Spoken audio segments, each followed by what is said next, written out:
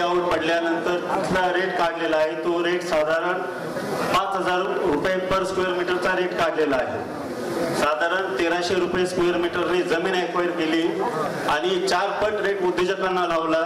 Actually 5000 रुपये rate हा महाराष्ट्रामध्ये नाशिक, पुणे, मुंबई, ठाणे या ठिकाणी आहे आणि सिन्नर सारख्या खडकाळ जमिनीवर आपण 5000 रुपये स्क्वेअर मीटरचा रेट लावलेला आहे.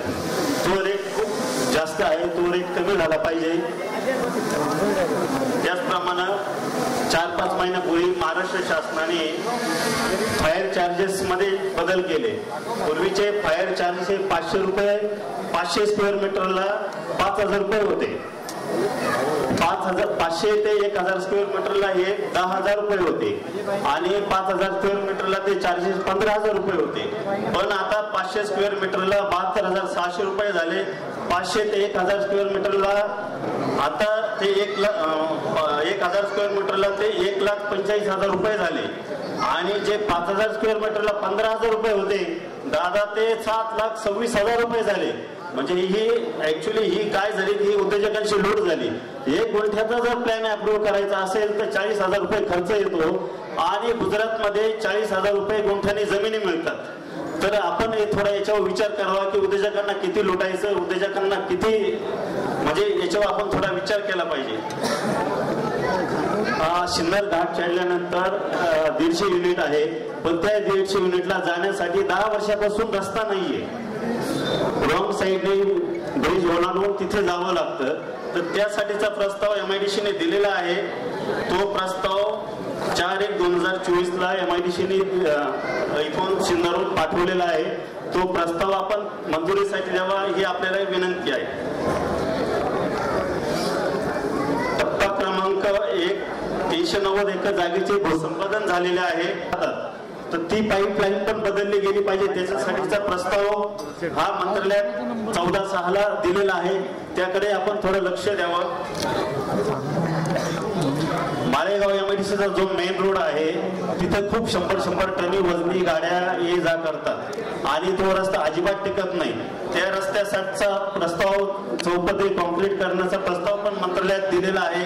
तो 3/1/24 ला प्रस्ताव दिलेला आहे. तो प्रस्ताव पण आपण मंजूर करावा अशी आम्ही आपणास विनंती करतो. मापारवाडीचं भूसंपादन जे आहे 500 एकरचं, त्याचे पैसे येऊन 8 महिने झाले पण शेतकऱ्यांना अजून काही पैसे दिलेले गेले नाही. ते कुठं अडकलंय किंवा काय त्याच्याकडे आपण लक्ष द्यावं.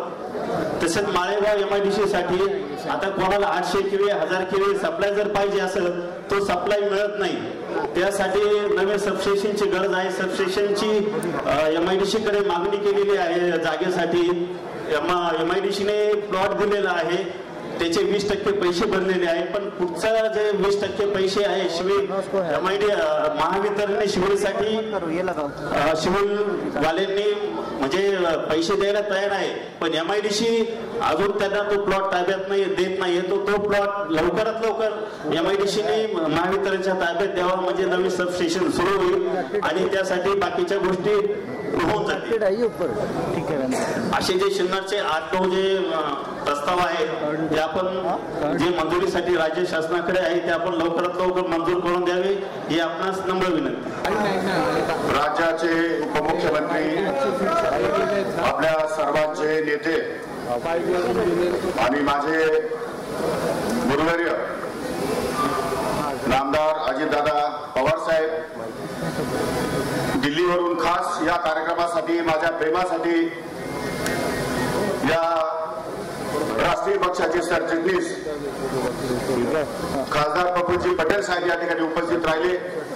ज्यांचंही मी सिन्नरकरांच्या वतीनं मनापासून अभिनंदन करतो, स्वागत करतो. महाराष्ट्र राज्याचे राष्ट्रवादी काँग्रेस पक्षाचे अध्यक्ष, आपल्या सर्वांचे सुपरिचित आणि राष्ट्रवादी काँग्रेस पक्षाचे खासदार माननीय सुनीलजी तटकरे साहेब, कॅबिनेट मंत्री माझे मित्र अनिल पाटील, महिला काँग्रेसच्या अध्यक्षा श्रीमती रुपालीताई चाकणकर, सुरज चव्हाण आणि राष्ट्रवादी काँग्रेस पक्षामध्ये प्रमोद इंद्रावणे राष्ट्रवादी काँग्रेस पक्षाच्या वतीने महाराष्ट्रातून आलेल्या सर्व पाहुणे, व्यासपीठावरील वेगवेगळ्या संस्थांचे पदाधिकारी, मोठ्या संख्येने उपस्थित असलेले उद्योजक, कामगार, आणि माझ्या तालुक्यातील सहकारी मित्रांनो, स्टाईसचे चेअरमन आवारे साहेबांनी बऱ्याच गोष्टींचा उद्योगाच्या संदर्भात उहापोह केलेला आहे. दादांना या तालुक्यातले उद्योगाचे प्रश्न जाणून घ्यायचे होते, कामगारांचे प्रश्न जाणून घ्यायचे होते. त्यासाठी जाणीवपूर्वक कामगारांचा आणि उद्योजकांचा वेगळा मेळावा दादांनी या ठिकाणी मला सांगितलं आणि तो लावायला सांगितला. तो या ठिकाणी संपन्न होत आहे. उद्योगाचे प्रश्न अनेक आहेत. मी आता बाकीच्या उद्योगाच्या प्रश्नात जात नाही. 2-3 प्रश्न अत्यंत महत्वाचे आहेत. इंडिया बुल्सला 2007 साली 2000 एकर जागा, 2500-3000 एकर जागा तत्कालीन जिल्हाधिकारी यांच्या समेत बसून गुळवंच आणि मुसळगावच्या शेतकऱ्यांना निगोशिएशन करून एकाच दिवसामध्ये जमिनी हस्तांतरित करण्याचा निर्णय आम्ही घेतला. कुठल्याही प्रकारची आडेवडी न घेता आमच्या शेतकरी बांधवांनी या औद्योगिक वसाहतीसाठी शासनाला सहकार्य केले आणि आपल्या जमिनी या ठिकाणी दिल्या. परंतु गेली अनेक वर्ष इंडिया बुल्सचं डिव्हिजन झालं. रतन इंडियाच्या वाटेला हा प्रकल्प आला आणि तो प्रकल्प अद्याप तो बंद आहे. एनसीएलटी कडे केंद्र सरकारच्या एनसीएल प्रफुल्ल पटेलांना माहिती असेल, मी एकदा त्यांना दिल्लीमध्ये भेटलोय. एनसीएलटी कडे हा प्रपोजल पडलेला आहे. 6 कंपन्या, 6 मोठ्या उद्योजकांनी त्यामध्ये अर्ज दाखल केले आहेत, मागणी केली आहे. कदाचित महिना-15 दिवसामध्ये तो प्रकल्प या ठिकाणी हस्तांतरित होईल. 1300 मेगावॅटचा प्रकल्प आहे. एकूण 2100 मेगावॅटची त्या ठिकाणी त्यांची मतलब त्यांचा प्रकल्प जो आहे तो 2100 मेगावॅटचा आहे. त्यापैकी 1300 त्यांनी पूर्ण केलेले आहे. म्हणजे लवकरात लवकर तो जर प्रकल्प सुरू झाला तर सिन्नर तालुक्याचा विजेचा प्रश्न हा कायमस्वरूपी मिटेल आणि आमच्या शेतकऱ्यांची जी मागणी आहे 12 तास वीज आणि कुठल्या उद्योजकांची मागणी आहे 24 तास वीज, यासाठी आम्हाला कुठल्याही प्रकारची अडचण येणार नाही. तो करारामध्ये या ठिकाणी भाग आहे. त्यामुळे तिथे आम्हाला या ठिकाणी सहकार्य होईल. दुसरा अत्यंत महत्वाचा प्रश्न आहे की ज्यावेळी जमिनी या ठिकाणी शेतकऱ्यांना दिल्या त्यावेळी ज्या शेतकऱ्यांच्या पाल्यांना जमिनी दिल्या त्या शेतकऱ्यांच्या पाल्यांना 15% विकसित भूखंड हा परत करायचा असतो. परंतु दुर्दैवानं अद्याप येतो 15-17 वर्ष झाली आमच्या आमच्या शेतकऱ्यांच्या मुलांनी भाडे भरून थकले, उद्योगाचं जो वय गेलं, परंतु सरकार अद्यापही त्यांना 15% भूखंड देऊ शकले नाही. अनेक लोकांना भूखंड मिळालेले नाही. हा एक प्रकारे शेतकऱ्यांच्या मुलांवरती, शेतकऱ्यांच्या पाल्यांवरती निश्चितपणे अन्याय आहे. या संदर्भात आपण तात्काळ बैठक घेऊन या संदर्भात मुख्य कार्यकारी अधिकारी MIDC यांना आदेश करावे आणि लवकरात लवकर हा 15% भूखंड आमच्या शेतकऱ्यांच्या मुलांसाठी, आमच्या शेतकऱ्यांसाठी या ठिकाणी उपलब्ध करून द्यावा, ही एक नम्र विनंती आपल्याकडे आहे. आणि दुसरं, या बाळेगाव आणि मुसळगाव या दोन्ही MIDCला जोडणारा जो चौपदरीकरण रस्ता आहे त्याचा प्रस्ताव MIDCच्या शिवकडे पडलेला आहे. तो मंत्री महोदयाकडे जावं, कदाचित काही गोष्टी मंत्री महोदयाकडे जात नाही, परंतु हा MIDCच्या काही रस्ता बाहेर हद्द क्षेत्राच्या बाहेर असल्यामुळे तो मंत्री महोदयाकडे मंजूर जाईल. याची 8 महिन्यापूर्वी दादा आपल्या अध्यक्षतेखाली बैठक झाली, GR झाला, चर्चा झाली, प्रोसिडिंग झालं, परंतु अद्याप त्याच्यावरती कारवाई झाली नाही. अद्यापही कारवाई फार मंद गतीने सुरू आहे. तो प्रस्ताव केंद्र आपल्या MIDCच्या हेड ऑफिसला या ठिकाणी पडलेला आहे. फक्त 8 दिवसामध्ये जो प्रस्ताव मंजूर होऊ शकतो. आपण जर मनावर घेतलं तर लवकरात लवकर आमचा जो चौपदरीकरणाचा रस्ता सिन्नरला बायपास होईल आणि उद्योजकांना, कामगारांना आणि सिन्नर शहरातल्या नागरिकांना सुद्धा तो निश्चितपणे फायद्याचा होईल. तोही एक काम आपण या ठिकाणी करावं. त्याचप्रमाणे कामगाराचा एक महत्वाचा मुद्दा आहे की आउटसोर्सिंग मध्ये आणि कॉन्ट्रॅक्ट बेसवरती मोठ्या प्रमाणात कंपन्यांमध्ये भरती होते आणि 30-30, 35-35 वर्ष या कामगारांना परमनंट केलं जात नाही. 10 आणि 12 हजार रुपयामध्ये काम करावं लागतं, 15,000 रुपयात काम करावं लागतं. त्या मुलांची लग्न सुद्धा लवकर होत नाही. त्यामुळे आउटसोर्सिंग आणि कॉन्ट्रॅक्ट बेसिस याला कुठेतरी मर्यादा घातल्या पाहिजे, याला बंधन घातली पाहिजे आणि यांना मर्यादा देऊन 2-5 वर्षामध्ये या कामगारांना कायमस्वरूपी करण्याच्या संदर्भात शासनाने या ठिकाणी उद्योग खात्यामध्ये एक GR निर्माण करावं, आदेश करावे आणि लवकरात लवकर या कामगारांना कायमस्वरूपी या ठिकाणी करावं. अशा मागण्या मी या उद्योगाच्या माध्यमातून करतो.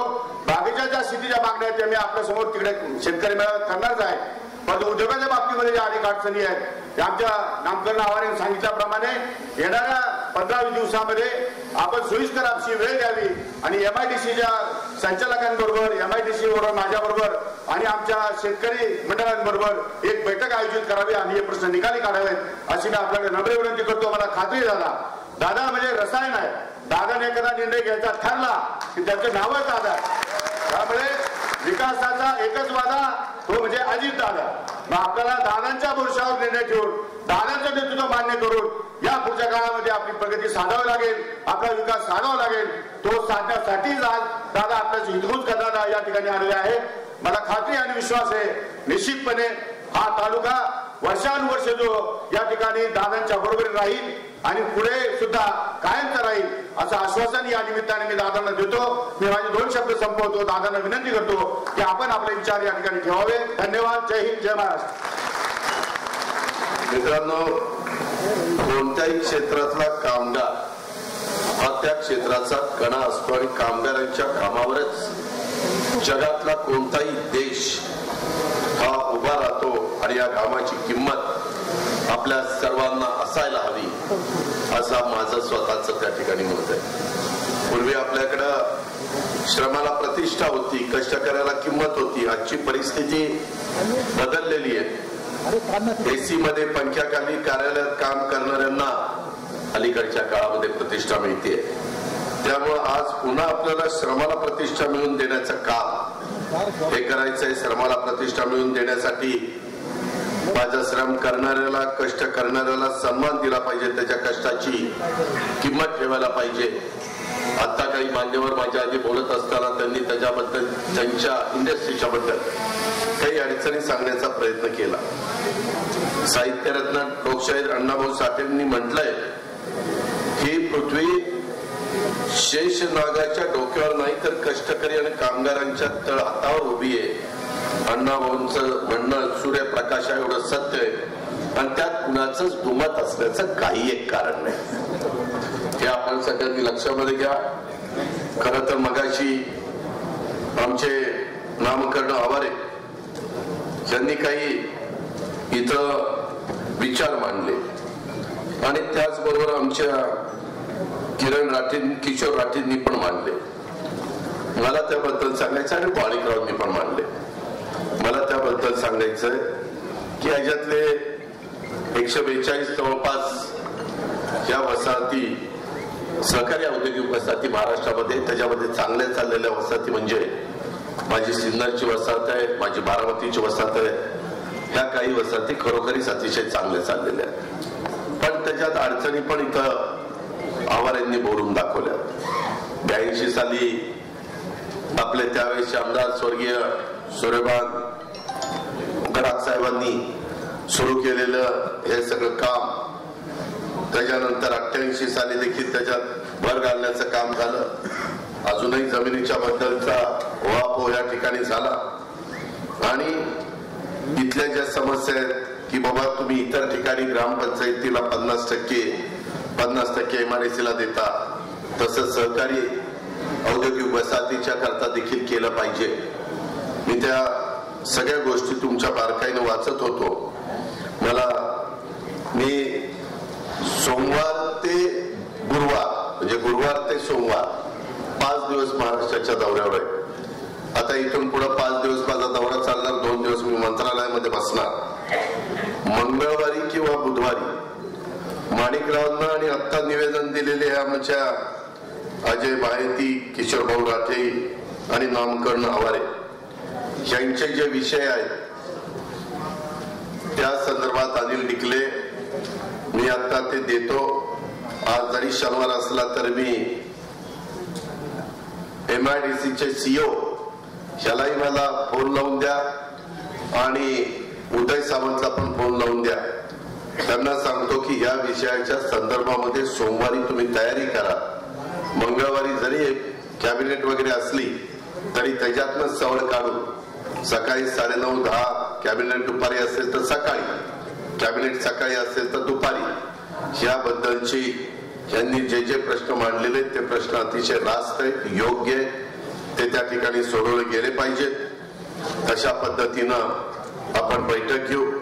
त्याच्यामध्ये ऊर्जा विभागाचे संबंधित सचिव आबा शुक्ल आणि त्यांचे पती महावितरणचे प्रमुख आहेत लोकेश चंद्रा, त्यांनाही त्या बाबतीमध्ये बोलवा आणि इंडस्ट्रीचे बाकी कांबळे वगैरे हे सगळे अधिकारी माझे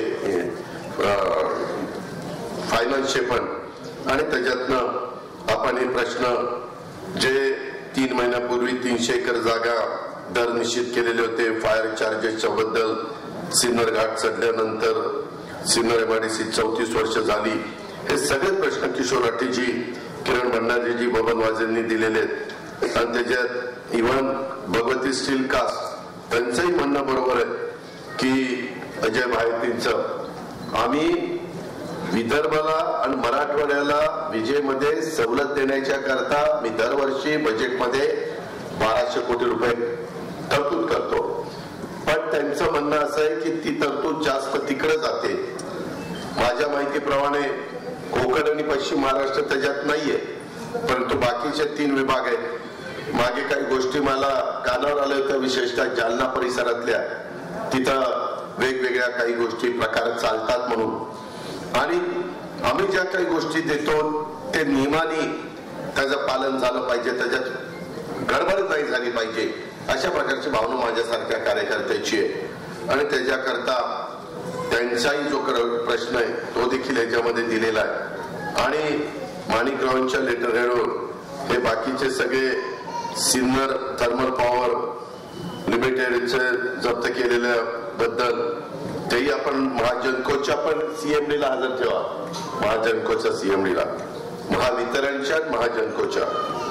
नाशिक पुणे हायस्पीड जसं माणिकराव तुम्हाला पाहिजे तसं माझाही प्रयत्न चाललेला आहे. खरं तर आपण आपल्या खर्चाने संपूर्णपणे ती रेल्वे करायला तयार आहोत. आज इथं स्वतः प्रफुल्ल पटेल साहेब देखील आहेत, सुनील तटकरे जे आहेत, दोघंही राज्यसभा आणि लोकसभेचे सन्माननीय सदस्य आहेत. त्याच्यामध्ये त्यांचं अधिवेशन चालू आहे. कसं दिल्लीतल्या प्रश्नाच्या संदर्भामध्ये कोऑर्डिनेशन करायचं ते तुम्ही 3 जण ठरवा. पण माणिकराव तिकडचे प्रश्न या दोघांच्या मागे लागून, तिकडचे म्हणजे दिल्ली स्तरावरचे, केंद्र स्तरावरचे, ते त्या ठिकाणी त्यांच्याकडनं सोडून घ्या. राज्य सरकारच्या प्रश्नाच्या संदर्भात सोडवणूक करण्याच्या करता मी आणि इंडस्ट्री मिनिस्टर आणि बाकीचे आम्ही सगळे सहकारी त्यामध्ये लक्ष घालून मार्ग काढू. त्याच्यामध्ये सूक्ष्म लघु मध्यम उपक्रमांची नादारी कर्जबाजारी समस्याची सोडवणूक करण्याचा प्रश्न आहे. माझ्या औद्योगिक वसाहत सिन्नर तालुका, तिथं आता जे काही सांगितलं गेलं, विशेषतः आमच्या नामकरण आवारांनी, त्याबद्दलचे काही निवेदन ते मिळालेलं आहे. MSME ह्याचं निवेदन आहे. त्याचबरोबर उद्योग विभागावर तत्सम विभागावर प्रभावी अंमलबजावणी करण्याच्या बद्दलचं आहे. असे वेगवेगळे निवेदन आहेत. त्या सगळ्याच्या संदर्भामध्ये उद्याच किंवा आज रात्री त्याची सगळी लिस्ट बनवून सिन्नर तालुका औद्योगिक वसाहतीची तर व्यवस्थितपणे लिस्ट आहेच. Even Sinnar industrial and manufacturers असोसिएशनची पण आहे, भगवतीची पण आहे. आणि त्याच्यातनं कुठं त्यांना लोड वाढून पाहिजे, सबस्टेशन उभा करून पाहिजे.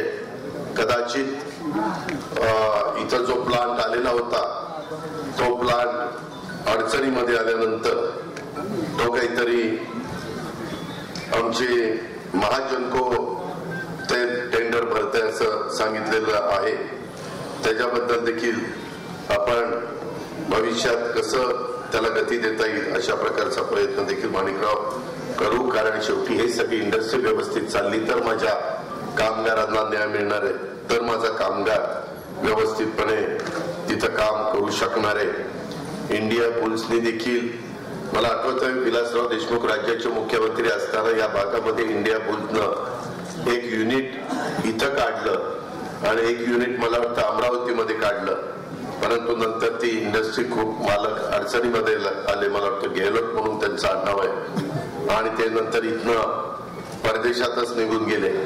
ते भूसंपादित 15% भूखंड शेतकरी वाटप हाही प्रश्न त्याच्यामध्येच आपण घेऊ. कारण MIDCशी संबंधित तो प्रश्न आहे. मी प्रत्येक प्रश्नाचा उल्लेख जरी एखादा राहिलेला असेल तरी आपण काळजी करू नका. अनिल डिकले माझा प्रायव्हेट सेक्रेटरी, तो देखील नाशिक मधलाच आहे आणि तुमच्या सगळ्यांची त्याची ओळख आहे. पण हे विषय सोमवारी सकाळी ज्याला त्याला मिळाले पाहिजेत, मंगळवारी त्यांनी तयारी करून मिटिंगला आलं पाहिजे. अशा प्रकारे आपण त्यामध्ये पुढे जाऊया. माझ्या गुळवंच आणि मुसळगाव इथल्या पण माझ्या प्रकल्पग्रस्त कामगारांनी निवेदन दिलेलं आहे. ते राहुल जिंदाल आणि संदीप गर्गच्या संदर्भातलं सिन्नर थर्मल पॉवर त्याच्याही बद्दलची चर्चा मी तिथं त्या बाबतीमध्ये आमचे माणिकराव कोकाटे यांच्या साक्षीनं करेन. याबद्दलची ग्वाही मी आपल्याला या निमित्तानं देतो. अशा प्रकारची माझी आपल्याला सगळ्यांना विनंती आहे. आज हे सगळं करत असताना मला तुम्हाला सगळ्यांना सांगायचंय, आम्ही वेगवेगळी इंडस्ट्री वाढावी म्हणून प्रयत्न करतोय. जाणीवपूर्वक विरोधी पक्षाचे लोक आमच्यावर आरोप करतात इथली इंडस्ट्री चालली. मी सिन्नरकरांनो तुमच्या मार्फत महाराष्ट्राला देखील सांगू इच्छितो, उलट बेंगलोरला असणारा किर्लोस्कर टोयोटा किर्लोस्कर ही जी कंपनी आहे, इनोवा, लँड क्रुझर या गाड्या तयार करणारी फॉर्च्युनर, तो प्लांट आता आपण MOU केलेला आहे. जपानची कंपनी आहे, त्याच्यामध्ये टाटाचे एक लेडी व्हाईस चेअरमन आहे, किर्लोस्कर पण त्याच्यामध्ये आहेत. त्यांच्या सगळ्यांशी आम्ही गेल्याच आठवड्यामध्ये बोललो, करार केलाय आणि ते युनिट आपण संभाजीनगरला आणतोय आणि तिथं एक चांगलं युनिट आमच्या मुलांना मुलींना रोजगार पण व्हावा आणि एक इंडस्ट्रीला गती पण मिळावी, अशा पद्धतीनं राज्य सरकारने तो निर्णय घेतला. दुसरा निर्णय, सज्जन जिंदाल यांचे 2 युनिट परराज्यामध्ये ते उभा करून पाहत होते. आम्ही त्यांना विनंती केली की तुम्ही मुंबई राहता, ही युनिट आपल्याकडे काढा. 40,000 कोटीची 2 युनिट.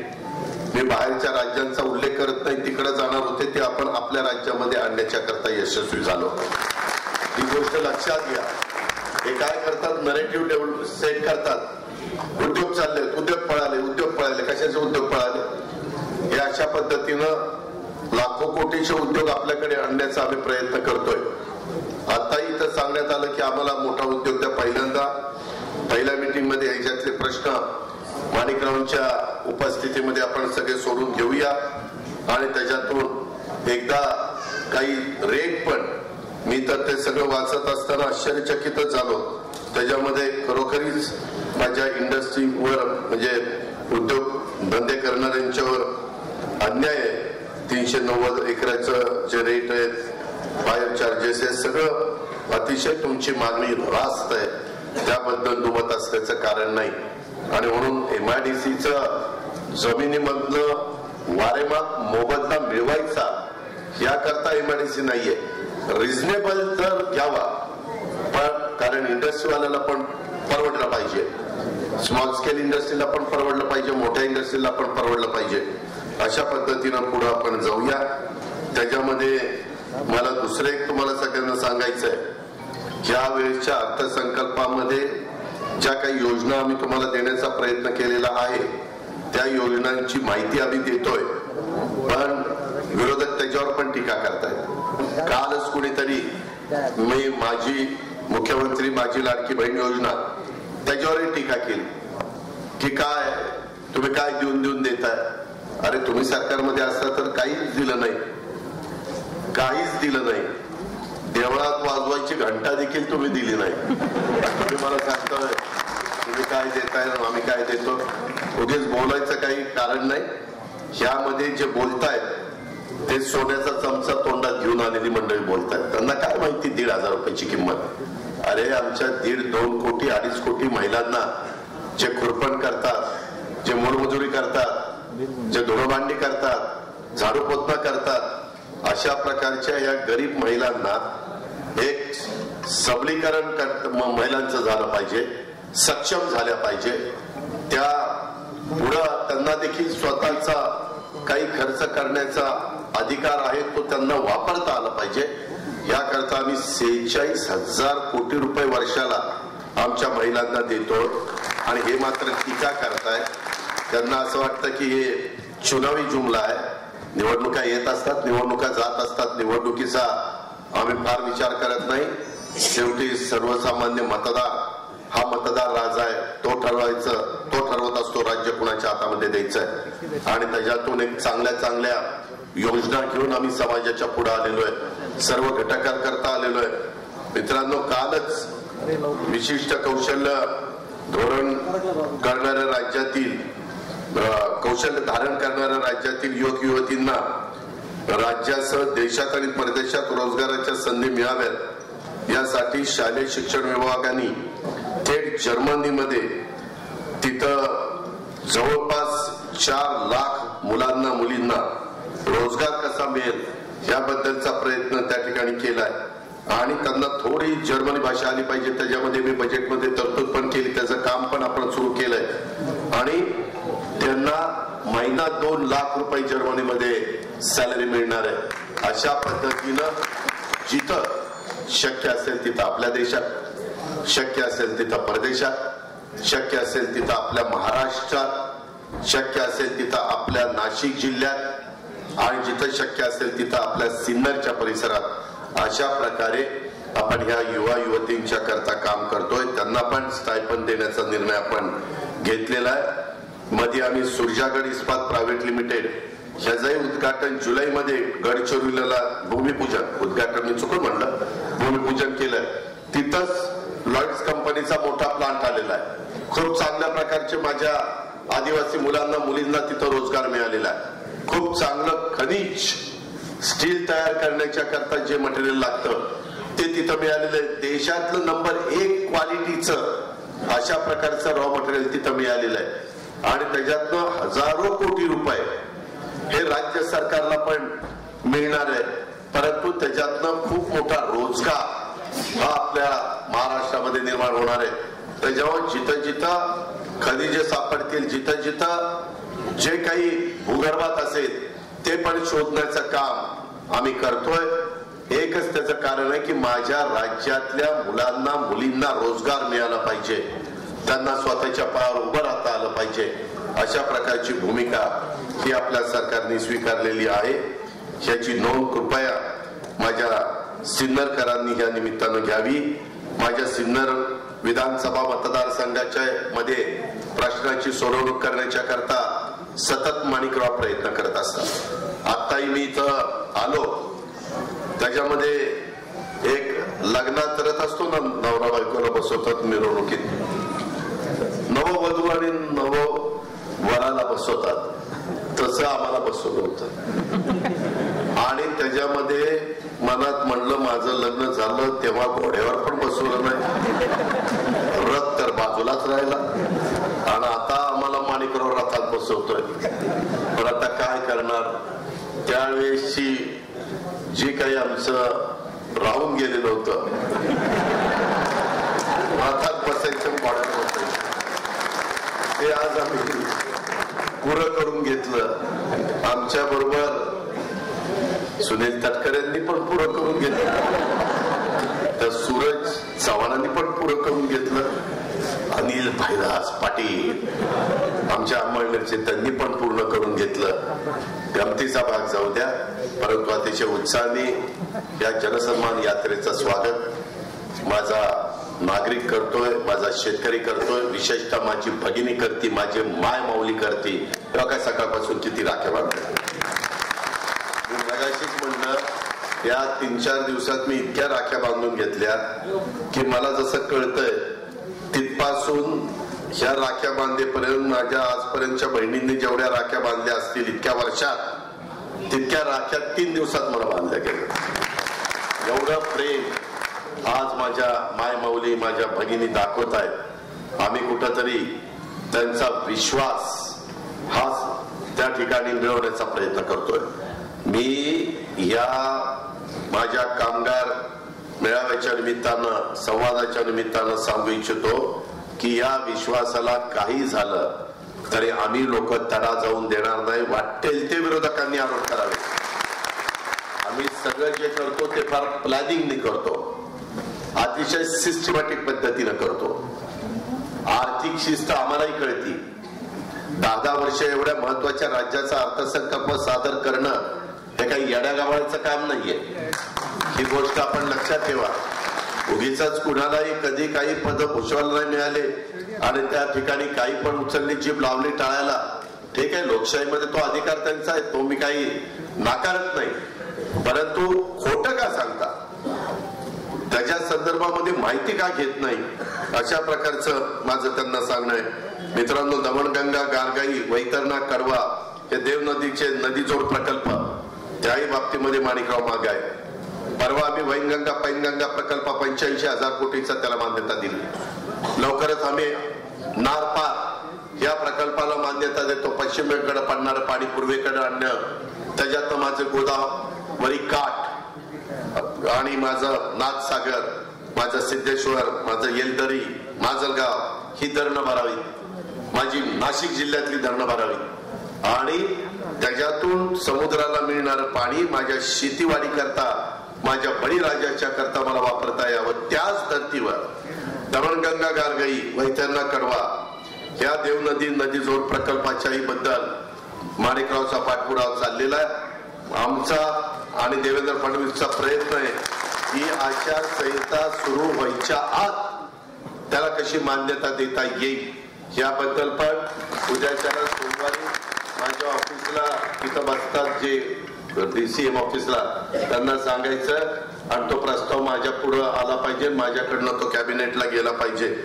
त्याचबरोबर या प्रकल्पांना मान्यता देण्यासाठी माझ्या सिन्नरकरांचा आग्रह आहे, हे मी नाकारत नाही. प्रलंबित पीक विमा आणि दुष्काळ अनुदान हे पण काहीतरी राहिलंय असं सांगण्यात आलेलं आहे, त्याही बद्दलच मी लक्ष घालीन. आपलं मुसळगाव आणि आडवाडी इथं 220 kVA सबस्टेशन ह्या प्रस्ताव मंजूर करण्याची मागणी आहे आणि गोंदी येथे आंतरराष्ट्रीय शेतमाल बाजारपेठ उभारावी. समृद्धी महामार्गाच्या इनलेट आणि आउटलेट असणाऱ्या गोंदीला तशा प्रकारची मागणी स्थानिकांची आणि स्थानिकांच्या वतीनं तुमचे लोकप्रतिनिधी या नात्याने माणिकराव कोकाटे साहेबांचा फार आग्रह आहे. सेजमध्ये भूखंड मिळावा 15%, त्याच्याही बद्दल मी आत्ताच सांगितलं की त्याच्याही आपण मार्ग काढू.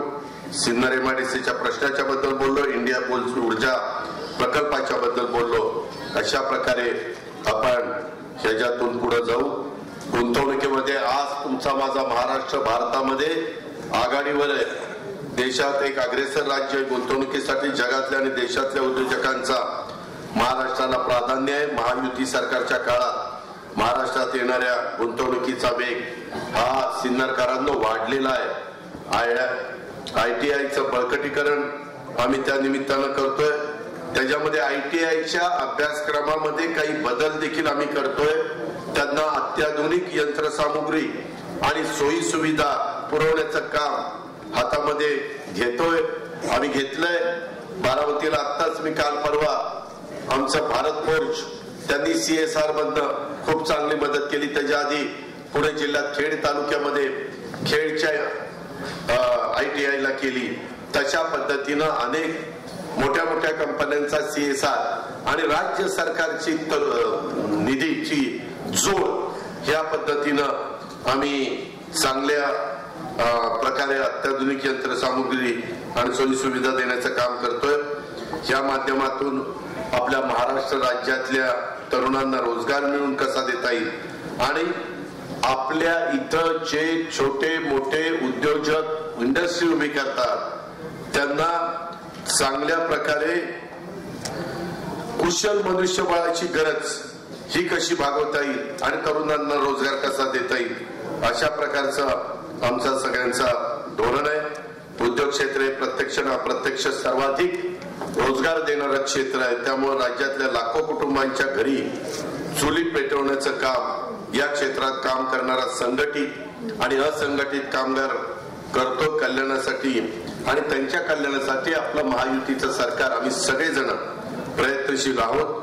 उद्योग क्षेत्राच्या कामगारांच्या प्रशिक्षण देण्याची योजना देखील आपण राबवतोय. त्यामार्फत हजारो कुशल कामगारांची निर्मिती आपण करतोय.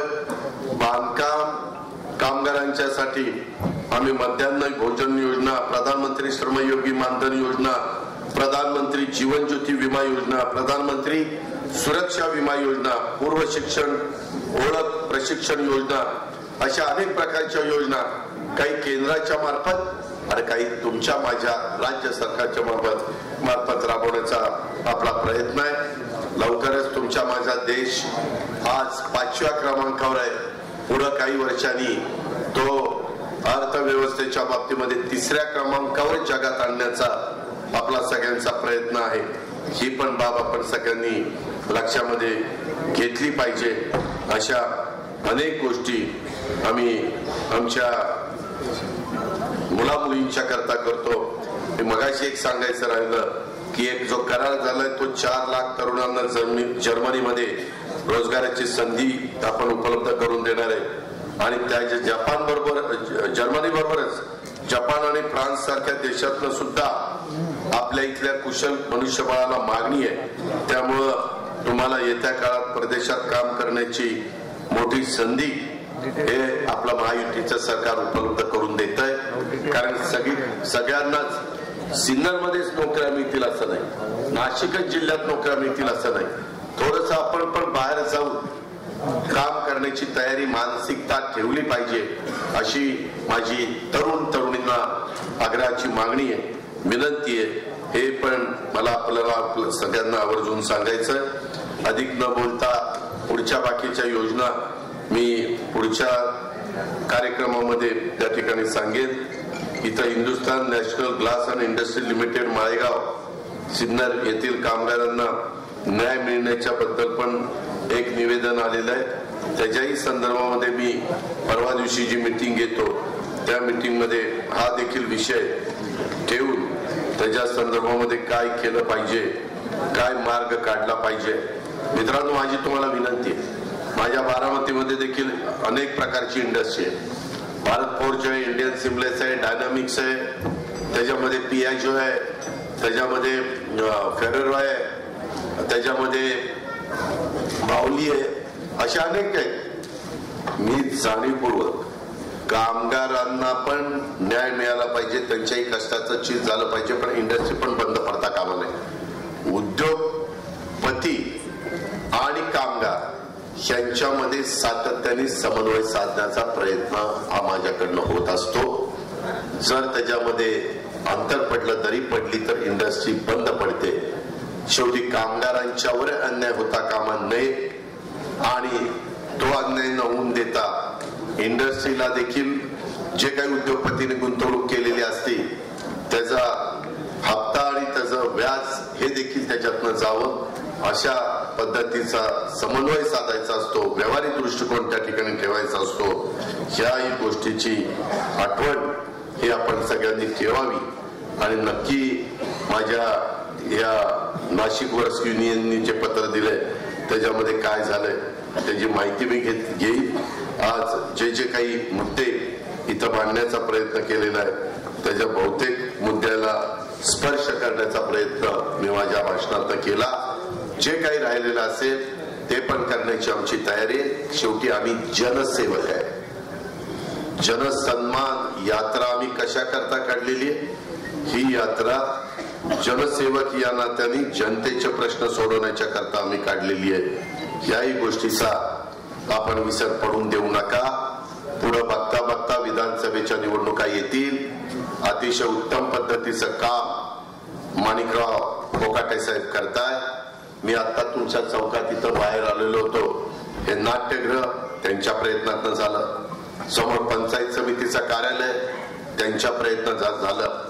माझ्या सिन्नर शहराच्या वैभवाने भर घालणाऱ्या वास्तू महाराष्ट्रात क्वचितच तालुक्यात इतक्या चांगल्या हॉस्पिटल, इतकी चांगल्या प्रकारे नगरपालिकेची वास्तू इमारत, इतकं चांगल्या प्रकारे नाट्यगृह, इतकं चांगल्या प्रकारे पंचायत समिती कार्यालय हे आपल्याला पाहायला मिळतंय. तुमचं बस स्थानक पण अतिशय चांगलं आहे. कुठलंही काम करायचं तर माणिकराव त्याच्यामध्ये जीव ओतून, त्याच्यामध्ये स्वतःला झोकून देऊन करायचं तर ते बेस्ट मधलं बेस्टच करायचं. ही जी काही माणिकरावची कामाची पद्धत आहे ती खरोखरीच वाखाणण्यासारखी आहे. हे सगळ्यांना जमत नाही, ते तुमचे लोकप्रतिनिधी माणिकरावांना जमलेलं आहे. उद्याच्या काळामध्ये देखील आम्ही विधानसभेच्या निवडणुकीच्या निमित्तानं तुमच्या समोर येऊ. मतदार राजा, मला तुम्हाला विनंती करायची, जशी आजपर्यंत तुम्ही आम्हाला आशीर्वाद दिले, साथ दिले, सहकार्य केलं, तशाच पद्धतीनं अजून चांगल्यातली चांगली कामं करण्याचा ध्येय, उद्दिष्ट, भूमिका ही आम्ही लोकांनी स्वीकारलेली आहे. मात्र त्याला पाठिंबा देण्याचं काम, त्याला मनापासून साथ देण्याचं काम हे मात्र तुमच्या हातामध्ये आहे.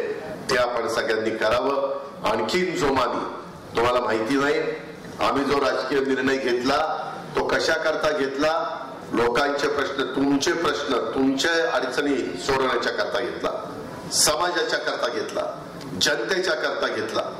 आम्ही जर विरोधी पक्षामध्ये राहिलो असतो, तुम्हाला माहिती आहे मी नाशिकमध्ये राष्ट्रवादी काँग्रेस पक्षाचे जेवढे आमदार आहेत त्यांना या 1.25 वर्षाच्या काळामध्ये किती हजार कोटी रुपये विकासाच्या करता मिळून दिले. 12,000 कोटी रुपये विकासाच्या करता मिळून दिले. 12,000 कोटी रुपये 1.25 वर्षात तुम्हाला देता आले असते. आम्ही सरकारमध्ये नसतो तर सगळी कामं ठप्प झाली असते, सगळ्या कामाला स्थगिती आली असती आणि आलीच होती. त्याच्यामध्ये एवढ्यावर ते थांबलं नसतं. त्याच्याही पुढे जाऊन आपल्याला अनेक वेगवेगळ्या, आता मी माझी लाडकी बहीण योजना आणली, ती आणता आली असती नसती. माझ्या शेतकऱ्याला वीज माफी दिली गेली, ती योजना आणता आली असती नसती. आता इंडस्ट्रीवाले म्हणतात की आमच्या विजेचा दर जास्त आहे, खरं आहे, पण तो कमी करण्याच्या करता मी आता एक प्रपोजल आणलेला आहे, आमच्या सरकारने आणलेला आहे. आता 9,000 मेगावॅट वीज सोलरवर आम्ही तयार करण्याचे 35,000 एकर जमीन ही इंडस्ट्रीवाल्यांना, उद्योगपतींना दिलेली. सरकारची जमीन, गुंतवणूक त्यांची, आणि 9,000 मेगावॅट वीज तयार होणार.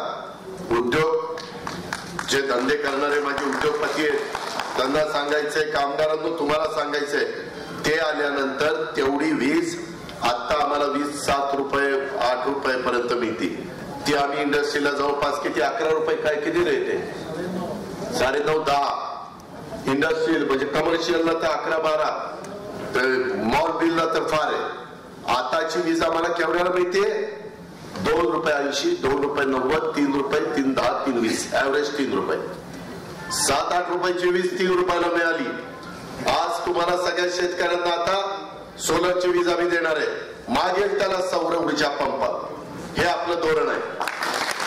आता त्याच्यात माझ्या शेतकऱ्यांनी नवीन बिल भरायचं नाही आणि मागचं बिल द्यायचं नाही. शेतकऱ्यांनी, इंडस्ट्रीवाल्यांनी द्यायचं. त्यामध्ये तुमचा मात्र विजेचा दर आम्ही कमी करणार आहे. कारण तुम्हाला शेतकऱ्यांना मला सवलत देताना क्रॉप सबसिडी आम्ही द्यायचो, काही शासनाच्या तिजोरीतनं पैसे टाकायचो, काही तुम्हाला दर जास्त वाढवायचो.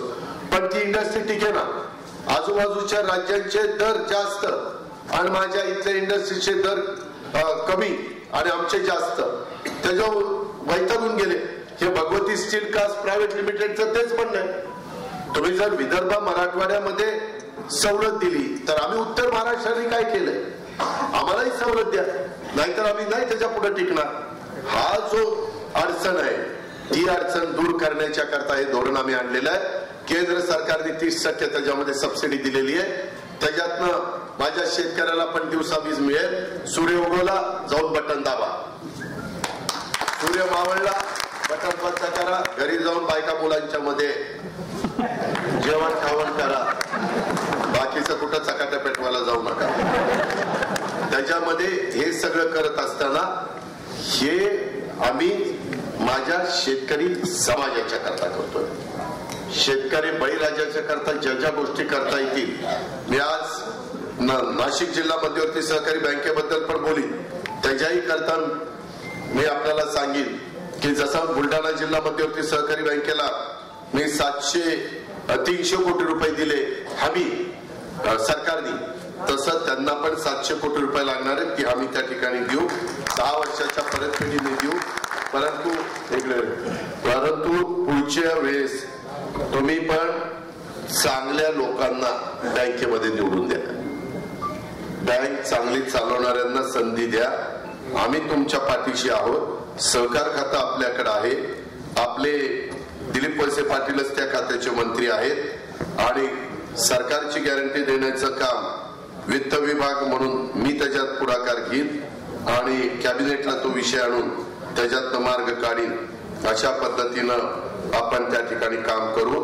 माझी मात्र तुम्हाला विनंती आहे, या सगळ्या चांगल्या गोष्टी करत असताना माग जे लोकसभेमध्ये फटका बसलाय तसं काही फटका बसून देऊ नका विधानसभेला जरा सावरून घ्या, दुरुस्त करून घ्या अशी मतदार राजा म्हणून तुम्हाला हात सोडून विनंती आहे. आणि मग पुढं कामं जोरात करून घेण्याची जबाबदारी माणिकरावची, माझी आणि आम्हा सगळ्या सहकारी मित्रांची राहील. हा शब्द तुम्हाला देतो आणि आपली रजा घेतो. जय हिंद.